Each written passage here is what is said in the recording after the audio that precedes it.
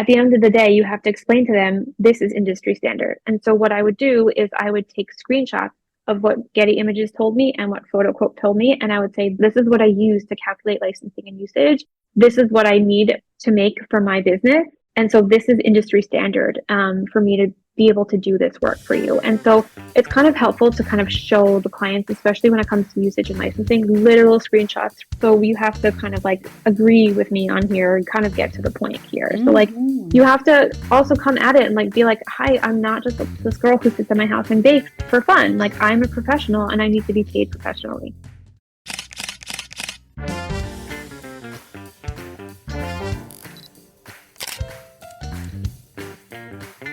This is your host, Dyutama, but you can call me DJ. And I love to inspire food photographers to dream. I spent 15 years as an architect studying buildings and constructing hospitals before taking the biggest leap of faith of my life, which was setting up a food styling and food photography business right from scratch. If you're a dreamer like me, wanting to start a new photography business or grow your existing food photography business, jump right into a world where I share practical, actionable strategies to improve your photography skills, to work with clients, make more money, all with a fearless mindset. This is the My Food Lens podcast, and we take you one step closer to your dreams. So let's go.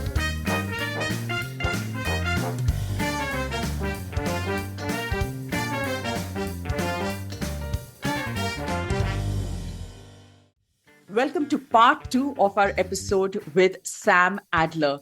I just absolutely loved part 1. And if you haven't tuned in, then please do after you listen to this one. I can guarantee you that part 2, this episode is going to blow your mind because there are very few food photographers out there who speak like Sam, think like Sam, and are doing what Sam does so openly and just like an open book. So Sam is going to tell us in this episode all about licensing, resources to go to if you're stuck with how to calculate the licensing.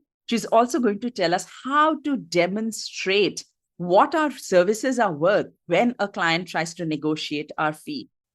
We're also going to talk about all the different revenue streams or all the ways that you can diversify your business so that you can also start hitting 6 figures. We're going to talk about big photography lessons, business lessons, and mindset lessons. This is going to be an episode like, or the conversation like we have not had before. All right. So I'm not going to make you wait any longer. Let's go. I really want to ask you about your blog, Sam, because a lot of our listeners are food bloggers as well. And so for you to be a mom and to still be making that amount of money, the whole idea of this podcast episode is how to make more money without killing yourself, like working so hard, make more money, by working a bit less. And these are all these small, simple things. So tell me a little bit about how your blog made money while you were being the new mom. Sure. So I think it's also just important to realize, again, like I know we mentioned this before, like none of this happened overnight. So just like really none of this happened overnight. I've had my blog. My blog was basically the thing that started everything. And it took a back burner when I started working with a lot of clients and started teaching. And then in 2022, in the beginning of 2022, my page views for my blog went really down. I had gotten onto Mediavine at the end of 2019 when the threshold was 30,000 page views. And so I was making probably like $400 to $600 a month for a while on that. And then my page views dipped from like 29,000 all the way down to like 15 in like March of 2022. And I was like, what is happening here? Like, what is happening? And I work with a company called Foodie Digital. And they are like a SEO company that helps, their slogan is like, we help women content creators. Like, I don't know, I'm butchering it. I don't know. I love them, but they help me. They're my your own personalized SEO strategist. And they like kind of, fix things on the back end and they help with everything. And so I'd been working with them for maybe like 8 months, 9 months then, but like I wasn't really doing anything like really strategically or anything really like that I was supposed to. And then I was like, okay, it is time. I'm getting my stuff together. Like, and at that time I wasn't even thinking about like having another baby. It was just like, what is with this blog? And so I really did everything that they told me I had to do. And it was very particular to my blog. So there's nothing that I think like right now I would share it. I'd be like, you should do this because everyone's blog is so specific. But for me, that was really, I had a very like wide amount of content. So like I had like a brownie recipe here, a cupcake recipe here, like three bundt cakes here. And like they really wanted me to go kind of like deeper into those topics instead of just, putting up like one donut recipe and one cake. So I really dove into cupcakes and frosting, and really created that. And then I would like, once I like exhausted that and created like 30, 40 recipes, I would go into something else. And so for about 9 months, nothing happened. Nothing. I didn't see anything happening. Maybe it was 7, 8, 9 months. And then and I was getting really frustrated and I wanted to give up. Because it was kind of like my last resort. I had taken all the courses. I had done everything I thought I could do. And then I was like, this is it. So I really just didn't believe for a long time that it could happen for me. And then I just really kept doing what they were telling me to do with my strategy and posting the right way and whatever it is that I was focusing on. And then I think like August, September time, it really like started creeping up. Like I would see like 40,000 page views and then I saw 60 and then I saw 70. And then by the end of December, I was like, oh my God, I hit like, I don't know, like 100,000 page views. And it was like wild for me. I was like, oh my God, this is amazing. This is so cool. Oh wait, actually, I don't even think I hit 100,000 page views. I think it was the year after, but it doesn't matter. I eventually got there. And while I was about like 5 months pregnant, I think that's when I hit like 100,000 page views, and I was making like my goal was to make $5,000 on the blog in November of 2022. And I did, and it was really awesome. And then it kind of grew from there, and then it just kind of kept growing. Like it kept growing, and now I'm at a little under 300,000 page views. And this past March, I was able to move on to a higher tier of Mediavine, which is Mediavine Pro. You have to be making six figures from your blog within a year-to-year date. And I had been tracking it for like 3 months before because I was like, I really want to get into Mediavine Pro, because just to think like to go from 15,000 pages where you're making like $400 a month and you don't know anything, and then to work your butt off for 2 years to get to a point and you're like, this is actually happening. I actually hit it on the day of my son's first birthday, which was really ironic. And I Special, was very like, the special. universe works in weird ways. Yeah. And so when I was pregnant and I had the baby in March of 2023, I had gone off completely from everything was scheduled, everything was going, and it was making me between $6,000 and $9,000 a month, which was pretty freaking sweet Yeah, for yeah, not working. yeah. Sam, quickly tell us, just like in bullet points, what are the Mhm. ways? How does a blog make money? Yeah, sure. So you have to have a certain amount of page views on your blog. For right now, you have to have at least 50,000 page views on your blog to qualify for an ad network. Once you qualify for them, they put ads on your site, and you basically make a certain amount of money per 1,000 people that come to your website. And it's called an RPM, and that can fluctuate depending on the season. So like for baking bloggers, a slow season would be the summertime. And so your RPM is going to be a little bit lower. So you might be making, like for me, a lower one would be like $30 or $25. That's very low for me. To be making like, for every 1,000 people, you're making $35 or something like that. And then like in the high season, I don't really know. I'm really kind of looking forward to see what's happening this year, but it could be like I've seen my RPMs have gone up to $71, which is really high. For every 1,000 people that come to your site, you make $70. And so if you have 300,000 people coming to your site, I don't even know how much money that is. Well, that's a lot of money. And so your number one thing is that you want to do is you want to get people to click on your site. You want to be found by Google. And so you have to do a lot of keyword research around what the intent is for people who are searching for your recipes. So for example, you're not going to put up a recipe called chocolate chip cookies because there are a bajillion chocolate chip cookie recipes up there. You have to kind of find the way that a recipe, you will have to do keyword research around a recipe that people are searching for. So maybe they're searching for peanut butter chocolate chip cookies, and then you can make a recipe based off of that. So I'm not making a recipe and then writing a post. I'm researching the post and then making the recipe. Mm-hmm, mm-hmm. And so basically the revenue stream is through ads. Yes, Basically, it's through you're ads, getting and it's passive. it's passive. Yeah. That's So perfect. like I'm making money right this second, and I'll made money 10 seconds ago, and I'm making money in 10 seconds from now. Yeah. Yeah. It's truly passive, but you have to keep it up. Like I don't think you can just kind of let it go and do nothing. Like you'll still make money, but if you want to make more and you want to grow, you're not going to stop. So Yeah. you And still have to work on it. you put in so much work, like 2 years of Oh my work to be able to sit God. and, in while you had your baby, to be able to sit and say that, oh, yeah, it made so much money. You worked before that. Yeah. So, that's something Oh to my just God. take note. Yeah. Between December and March, so December 2022 to March 2023, when I was 6, 7, 8, 9 months pregnant, I created 75 recipes Oh, wow. and then scheduled them out on my blog. So not Oh. even just creating the recipes. And then I had I had a copywriter. She wrote the post, but I had to edit the photos and I had to put them all in the blog post and I had to edit the blog post, make sure that the copy was good. And so like it wasn't just shooting the recipes, it was Yeah. also adding the blog post. It was a lot. It Yes. was a lot. Yes, it But it is. paid off, you know? Yeah, and this is such a great tip, something for food bloggers who are tuning in, to kind of think about that if they are in for the long game, then this is definitely something that if they start working on it today, it's definitely Yeah, going to start bringing in money slowly. And, they know that they need to slowly. focus on SEO and what are the things that they need to look out for. So this is such a great tip. And tell me, Sam, how did like, I know that the blog made certain, was bringing in Mhm. passive income. And then you had courses and then you had your mastermind that you launched a couple of times during the year. But you also mentioned that you had the $26,000 project that Yeah. came in. hmm So what does it take to land a project like that?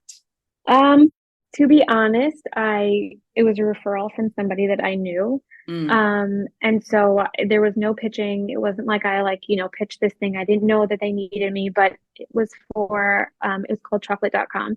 And they asked me essentially they first asked me to come on and as an employee. And, when I had my third baby, I was really unsure of how I was going back to work. Like I knew my blog was there and that was great, but like was I going to start teaching again?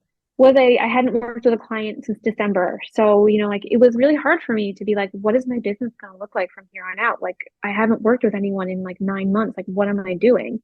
So it was kind of like an imposter syndrome type situation where you're like, okay, well, crap, like I haven't worked with anyone. So how can I teach people how to work with people if I haven't worked with anyone? Like that's crazy.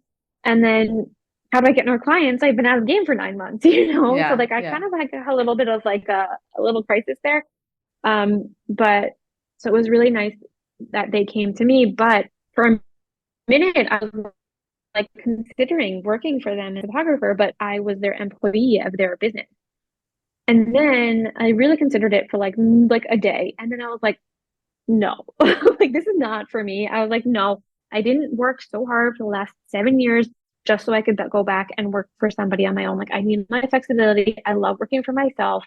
Like this is not a thing. And originally I had thought that if I didn't say that, then I wouldn't have gotten the job. And so I had to go back to them and I was like, listen, I really appreciate it, but like I was ready to lose it. I'm ready. Like I was going in there thinking that if I didn't say yes to coming on as employee, I was not getting this job. I could only get it if I was an employee. And I really had to stand up for myself. And I was like, listen, I really appreciate it. And I'm happy to come on as a contractor, but I cannot work for you as an employee. I work for myself. I have different aspects of my business and it's just not something that I can do. And they were like, okay, fine, no problem. Can you come in so you can check out the space and then we can work out how much you're going to get paid and everything. And the person that it came from, it was really great. And I actually sent him a gift because I think he had told this client, like, she's not cheap. Like, you're going to have to pay her. And so he kind of like did the legwork for me Yeah. because when he was like, well, how much is this going to, he's like, how much of an arm and a leg is this going to cost me when, we talked about it. And I had initially sent him a $40,000 proposal for it. Wow. Because they wanted full rights to everything. And I was like, if you want full rights, you're going to have to pay for it. And then we negotiated down and they were like, we only have $25,000. What can you do for that? And I was like, well, you cannot get full rights to every single photo. You can get full rights to only like 70 of them because they wanted 200 shots.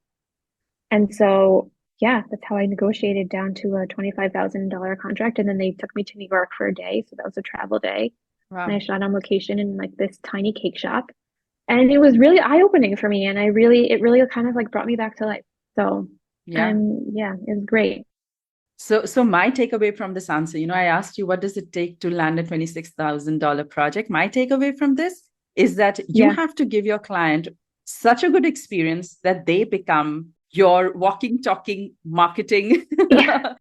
people. So basically it came through a referral, and I've spoken to so many photographers, and most of them get most of their solid, high paying, and high value, respected clients, like Hmm. those kind of projects through word of mouth.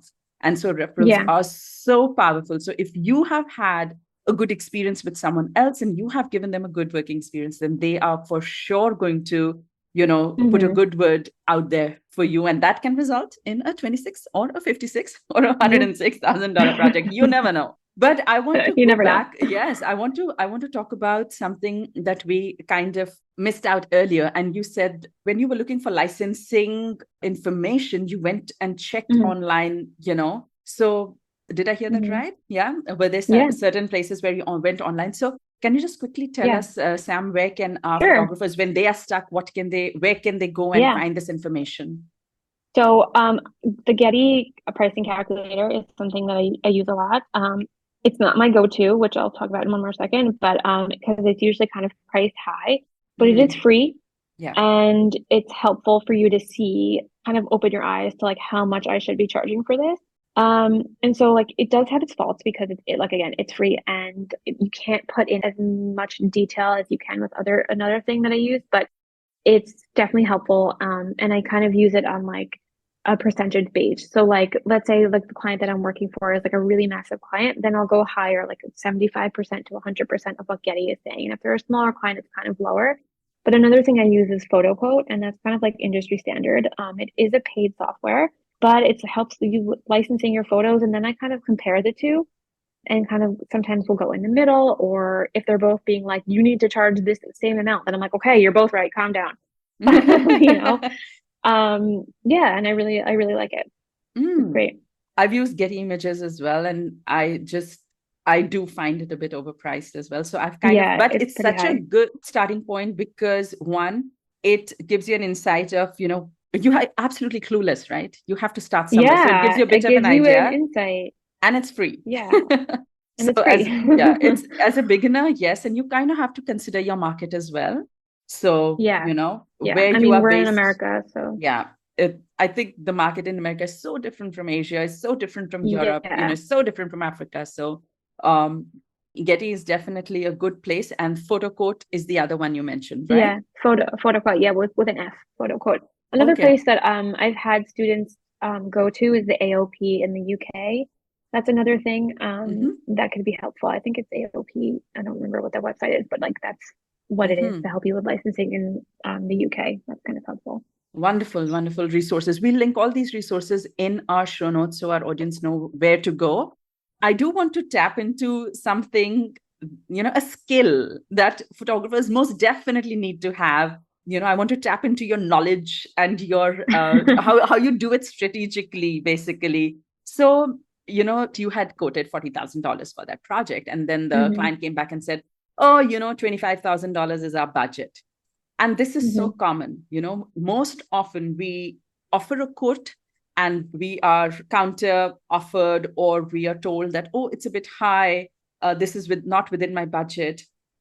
And whenever such situations come up, most photographers say, oh, you have to show client the value of what they're Hmm. getting, or, take away value. There's this word value that is always thrown out there.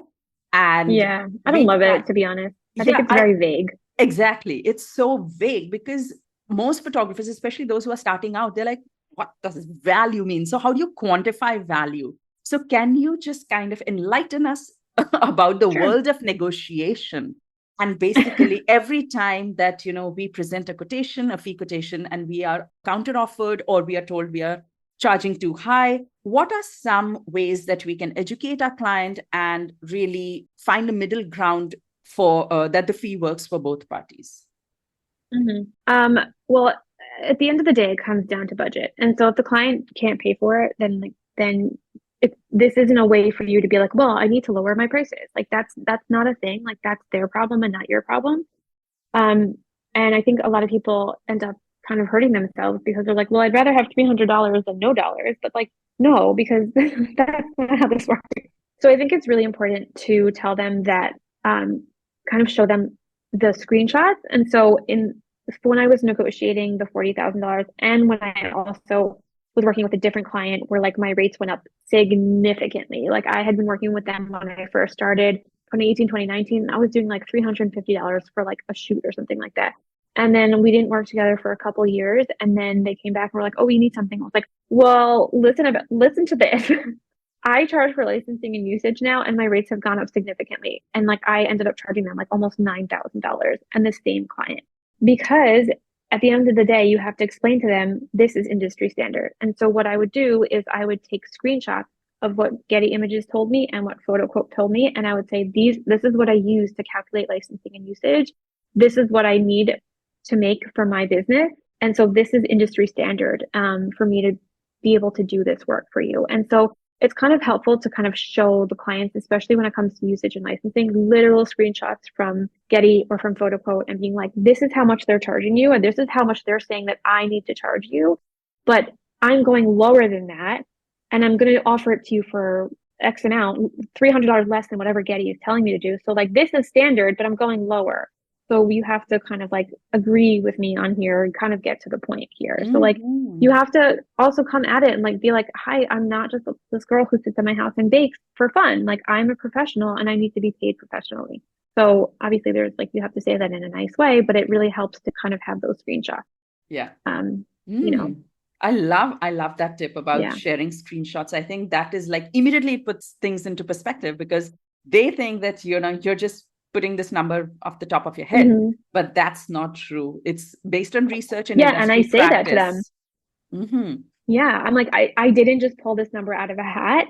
Here's what I use to calculate usage and licensing. This is industry standard. It is telling me that I need to quote you $1,500, but I'm going to come at you and tell you that I'll do it for $700 usage and licensing. So like, if that's okay, like, and you don't want to do that, then we need to negotiate how many things you have licenses and usages for. You cannot have these photos to use wherever you want. They're going to have to be only organically or much lower than what you want them for. And so it's kind of like, you have to figure out a middle ground.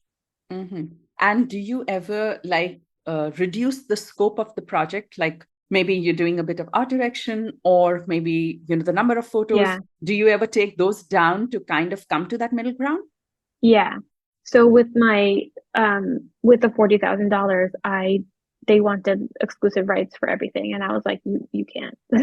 Yeah. So I gave them, because it was a lot of photos. It was like almost 200 photos.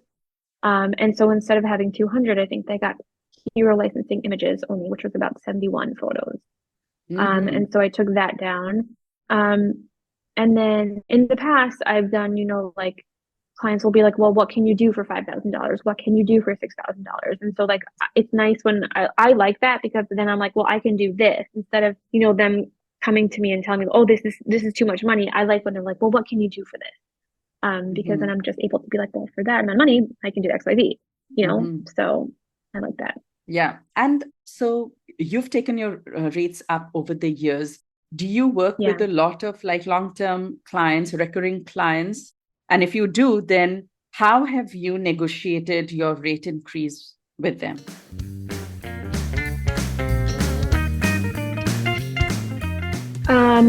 So I have one long-term client that we've been working with for the past few years.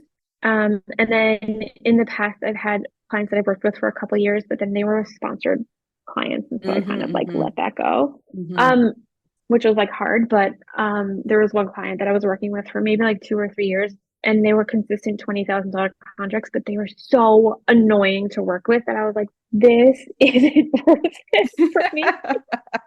Yeah. Yeah. So the way that I would explain it is when we're talking licensing and usage, I kind of explain to them, because when I was doing this chocolate.com, they also were like, well, some photographers charge licensing and some don't. And I'm like, well, if you take one of my photos and you put it up on a billboard and you make millions of dollars from that photo, like, and I don't get a cut of anything, like that's technically not fair. And according to copyright laws, like I own that photo unless I am letting you have it like for exclusive rights, which would be for a lot of money. And so then I remember they were like, well, a lot other photographers will be like, well, if you made millions of dollars off of that photo, then you can, you can afford to hire me again. I'm like, that's not how I work. And that's not how anyone works in commercial photography. I'm like, this is industry standard. You need to charge for usage and licensing. And so that was like a little bit of a weird conversation, especially because it was like face to face. Mm-hmm. But you have to really stand your ground. And then when it comes to like emails, it's really I had so that editor that I was talking about reached out to me to do I don't know, like 25 recipes a month for like $350 a recipe. And I was like, excuse me. I was like, I love you, but excuse me. Um, so that was like a hard pass. And actually they first offered $200 and I was like, no. No. Um, yeah. And so I had to go to her because I was like, well, you see, in like 2018, I was doing the same exact job for $350. And Mm-hmm. that was a long time ago. And so like you can explain to them and kind of be like, I've been in this business for 7, 8 years now, or whatever it is, 7 years. I'm always investing in myself. I'm always practicing. My work continues to get better. And, based on what my other clients are paying me and how I run my business, this is how it works in my business. This is how I run my business. And if they have a problem with that, then they don't have to be your client. Mm-hmm. It's Yeah. industry standard. I love saying industry standard because that's just what it is. Because then you're like, I'm a professional. I understand my costs. I understand how I'm going to grow my business, and Yeah. they're businesses too. And so they also need to understand growth and they need to Mm-hmm. understand Mm-hmm. pricing. Yeah. And so it's really, explaining to them why you're charging licensing and usage. I charge it because it's industry standard. And as a photographer, I own my photos until I license them out to you. And you can kind of give them the example of like Spotify. Like when you download a song and you pay, whatever it is to listen to that song, do you own that song? No, you don't own it. You are paying a license to listen to that song. So Mm-hmm. you're paying a license to use my photo for a certain amount of time. Mm-hmm. And I think when like that's it kind of like clicks in someone's head instead of just being like, well, why do I need to pay you more money? It's like, this is why, because I own it. According to law, I own it. Yeah. So I don't know how it works outside of America, but like that is super helpful Mm-hmm. inside of Mm-hmm. America. And out of your entire business, Sam, if I may ask, you have all these different revenue streams in your business. Yeah. Which one would you say accounts for the primary chunk of the income that you make monthly or annually? Yeah. So it's pretty much the same this year. But in years past, like I had one year I had like $100,000 launch on my programs, which was like for just in a span of 3 months. And then I launched it again. And so like Mm-hmm. that year I think I made like 160 grand just on my courses. Mm-hmm. And so like every year's kind of been different up Mm-hmm. until kind of now. So now I have my blog, which makes me between ten and $15,000 a month, which I'm hoping to hit $20,000 months consistently soon. And then I also have recurring revenue from my yearly group coaching program, Mm-hmm. which is really nice. I think it's around like $6,000 for that, a little bit under. And then I have my photography clients that are kind of like chunks here and there and here and there. And so it's not necessarily everything I think is kind of lining up so far to be kind of Mm-hmm. equal. Mm-hmm. So we'll see towards the end of the year because in the past years it's been very different. Like some Mm. years it's like this is mostly it's a lot of courses. This year it's a lot of your blog. This year it's a lot of clients. Like it's been very different over the past few years, but Mm-hmm. this year so far it's been pretty consistent. So we are talking about big numbers. I mean, for anyone to say, Mhm. to listen to a $40,000 project, it's a big number. And so I don't want them to feel Yeah. overwhelmed. I also want them to know that it's No. possible. But also, Yes. so it's not that all that just commercial photography was bringing you the highest revenue in your business. They also need to Mm-mm. kind of take away and be real about that, when they are coming up Yeah. with the numbers for their own business. I just want to put this out there, that there were, Yeah. so some years your blog was more profitable, some years your courses, some year your coaching took over. And Mm-hmm. it's kind of, that's the advantage of this diversification, but also to keep in mind that, food photography holistically can be divided into so many different parts. And if we are not making so much money just Yeah. out of commercial photography, then we cannot be disheartened. There are, for those who are making more money, they are Right. bringing in Right. Don't, from yeah. different directions. Yes, like I know a lot of people who run different courses on like, all these different things and also have a blog and also work for, photography clients. And so I wouldn't want someone to be like, oh my God, that's like, overwhelmed and upset about it because like don't think you'll never get here because that's what I thought. And like I always push those like initially that's what you think because that thought is always kind of in the back of your head. But if you can kind of really work on your mindset and work on being a money magnet and really work towards those things, yeah, and like put yourself out of your comfort zone like every single day, like seriously every day, there is no way that you don't go up. Yeah. And so it's really up to you. And I don't want people to feel like, oh, it's okay for her, but not for me, because it's not. I'm not special. I'm not a special person. There are much better photographers out there than me. I think it's just different when you have a goal and you have things in your mind when you're just like, I refuse to be mediocre. I refuse to just sit there and take what I can get. I'm going to go out there and make it for myself. Yeah. So I And think this that's this different. is why I just absolutely wanted to have you, on the podcast, because I Oh, feel like, thanks. yeah, it just completely opens such a uninhibited way of thinking. Because if one Yeah. person can do it, that means it's possible. I mean, you are Yes. showing the community, you are showing the industry that, hey, it's possible. So go do your thing and make it possible for Yes. yourself, Go do your you know? thing. What is your thing? I think the first thing you have to decide is like, what do you want Yeah. and why? What do you want and why?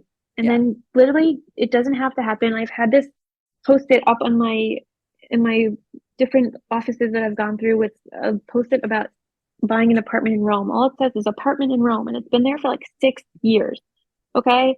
And like I am working on it every single day. But like that is my goal, Yeah. that is my goal.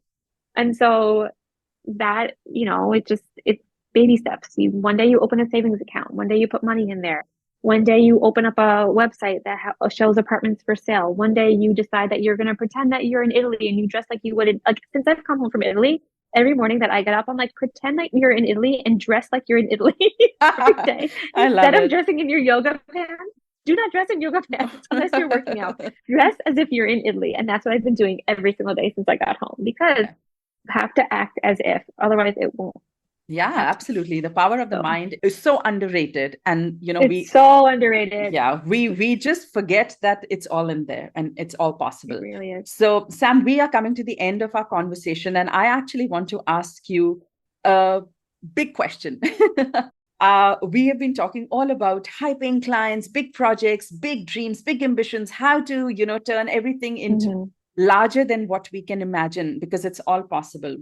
I know that you have gone through your own trajectory of, finances and how things have shaped in your business, and your ambition right now and what you are working towards is larger than what I've heard any other food photographer talk about. And, making 1 million in a year, maybe they have made 1 million in a year, but no one has been bold and Yeah. open about to say it out loud. So I want to finish this episode by tapping into some of your lessons learned. And I want to break it down into 3 categories. The Okay. journey, the journey from 2017 to 2024, the journey from 100K to 1 million, that journey, traveling and Oh my gosh. following that path. I want you to just think of some very big lessons, the biggest lessons that you've learned. And we are going to Mm-hmm. break it down into 3 categories. So you just have to give me one of your biggest lesson or two of your big ticket items that you've learned that wouldn't have worked to make $20,000 a year, but you need it most definitely to make $1 million a year. So what can take you from 20K to 1 million a year, which doesn't happen in a year, but over the years, the photography skill Um, set that you need to change, the business from a business perspective and from a mindset perspective. So mhm. from a photography perspective, business perspective, and mindset perspective, I just want to break it down into 3 categories to be able to reach this point where Okay. you are ready to make $1 million a year. What is a lesson Yeah. learned from a technical photography perspective?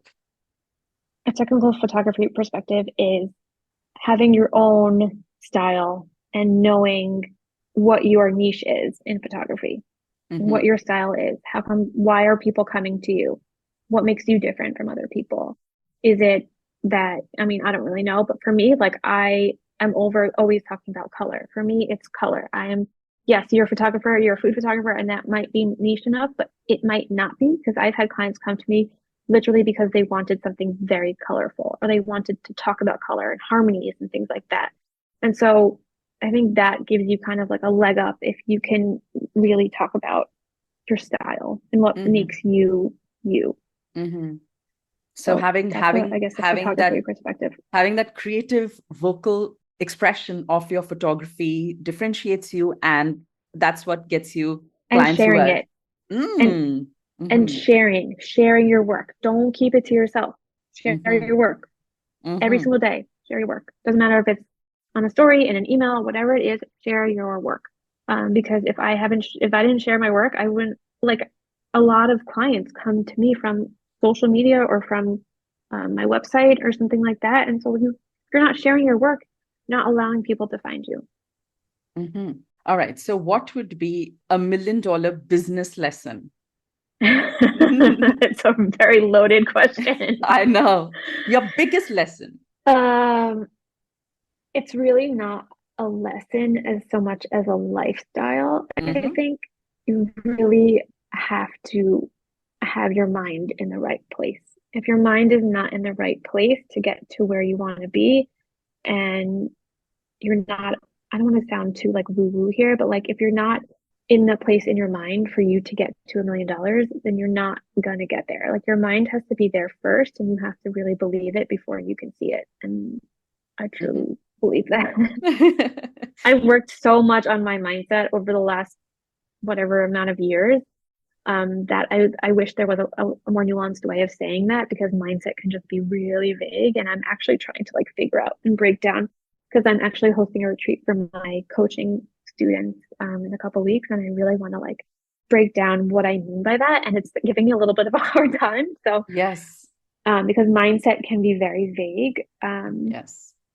But I worked on my mind the most. And when I was in Italy with my business coach, and we were literally on the hilltop of Ravello on the Amalfi Coast, looking out, like staying in this like five-star beautiful hotel and looking out and being like, how is this possible? Like, how is this real? That like it was also surreal for her. Like it was surreal for both of us. Like she was like, I can't believe like this is my life. I'm like, I can't believe this is my life.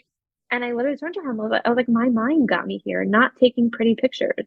My mind is what got me here. And Yes. so take Yes. that for what it is. Yes. Yes. I And I'm not love going to it. become like a mindset coach. I'm not. I just this is what works for me, and why can't it work for you too? So And I love that you gave this as your business lesson. Like, I love that this was, mindset was your business lesson because my third category was mindset. I was going to ask you, what is your biggest oh mindset? really? Yeah, what is the one thing that you've Oh, probably had to oh change? Or, I see the money magnet, but other than that, if there is yeah. the one strong thing that you have done to shift gears for Mhm. yourself in terms of mindset, what's that? Yeah. So when I started working on my money mindset, because I think that those are two very different things, just like your mindset as a whole and then your money mindset. I really do I have it here? The You Are a Badass series. Like that I Mm, started with that. And that if anyone wants to start working on your mindset, like totally go from there. I worked on her You Are a Badass at Making Money book and I did like all the prompts. Like after each chapter, there's like something that you have to like do and like she has two questions and like I didn't skip through it. I did it and it really helped. And something that came up for me over and over again was that since I was a little kid, um, always knowing or finding that like a man had to make money for me, like or like a man had to take care of me, and that it's just like something that was programmed into my brain, just like from society and just you know how I grew up, and mm-hmm, that's just something that I always kind of kept coming back to, and I noticed in all of my notes and all my homework, quote unquote, that I mm-hmm, was doing, mm-hmm, and once I had that like aha moment of like, wow, like you just never believed in yourself enough to think that like you could be the person who is making the money or like you can take care of yourself. You can afford to do things. Like you can do things for yourself and you don't not that you don't need a man. Like I don't want to be like that. You don't need a man. Like not like that, but just like yeah. be that person who can make a life for yourself and you don't have to rely on somebody else. And so that became my driving force. Yeah. Really, it really, really did. And it still does to this day. And I'm very lucky. I have a very supportive and wonderful husband. just in terms of like everything around, like financially and, as a partner and, just for me to do, live out my dreams and do what I love to do, which is very, I'm very grateful for that. But yeah, it's not like he, is pushing that down my throat. I think it was just something that I had in my head, and getting Yeah. past that was really, really important for me. And I proved it Absolutely wrong. love it. So No, look at that. I no, I absolutely love it. And I highly commend you, with Oh, a thank house you. full of kids. It Yeah, is it's busy. a tough job. It is really tough. It's not like you're answerable to anyone. It's not like you have to show up at your desk that you have to please a manager and you're going to get a bonus.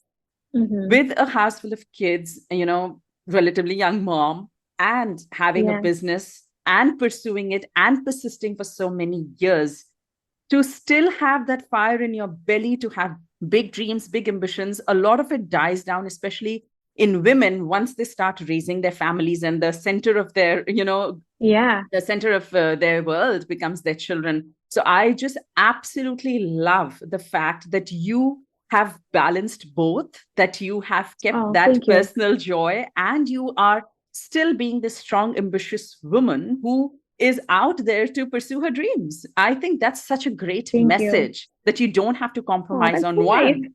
Yeah, Yeah, absolutely. no, I love my children, and I think that was the opposite for me, that once I had my kids, I was like, oh my God, I need to do something. I need my own thing. Like it pushed me the other way, where it was like, I can't, I don't want to say this in a bad way. I don't want to like say this in a bad way, but I can't just be a mom. Like I need my own thing. I need something for me that is just for me. I can't always just be there for my kids. Like I can't just be the mom. I need something that's mine. Um, Mhm. and that's just not, it's just something that I think is also really important. I have two sons now, and I have a daughter. He's 8, and I think it's really important for them to see a mom who can do whatever she wants, just so that they can do whatever they want. Yeah, So yeah. yeah, Love it. Thank you, Sam, today for joining us. yeah, It was such a delight. I'm pretty sure that our audience has not just learned some business skills, it's a completely different perspective. It's a whole new world for them to think that, we can think in 6 figures and one day even in 7 figures. hmm, And I feel like we've talked so much about numbers and technique and skills, but the tone and the undertone, rather, of our entire conversation has been about mindset, and what lies within us is what will get us to where we want to be. So thank you so yes, much for yes, being here. Thank you so much for sharing of all your course. wonderful knowledge. Sam, do you have any call to action for our listeners? Where can they see your wonderful blog, and maybe share a little bit about your retreat that you're hosting in September? Sure. So you can find anything about my courses on samadlercreative.com. I have coaching on there. I have my mastermind, which is group coaching. I also have my Profit and Style course, which is a self-paced course on pricing and licensing. And it's been really popular lately with me talking about lots of pricing and licensing. So that's been really great. My blog is frostingandfettuccine.com if you want to come over and make a recipe. And our retreat that I'm doing with Roberta, or Robbie, as I call her, we're hosting it in September. It's going to be in the hills of Italy. So beautiful. And we are doing 6 days of just really coming together as like-minded creative individuals to kind of do what we did here, but over 6 days, and just kind of get to know each other, talk. And it's really so cool that like you're in Singapore and I'm in Florida, and that we just get to like talk, and like we have similar interests. And I don't think that we would ever have been brought together if it wasn't for food photography. And I think that's so cool and so special. And so that's something that we really tried to make happen on our retreats, is just getting people to meet each other and become friends.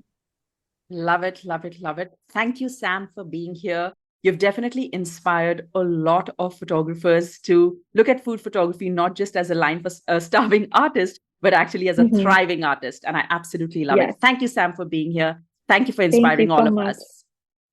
So that was part 2 of our conversation with Sam Adler. And tell me that it was not mind blowing.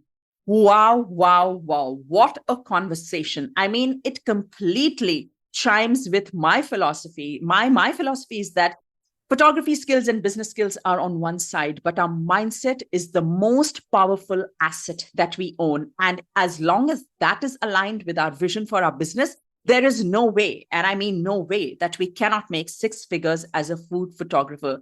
100,000, 200,000, 300,000, 500,000, and one day $1 million.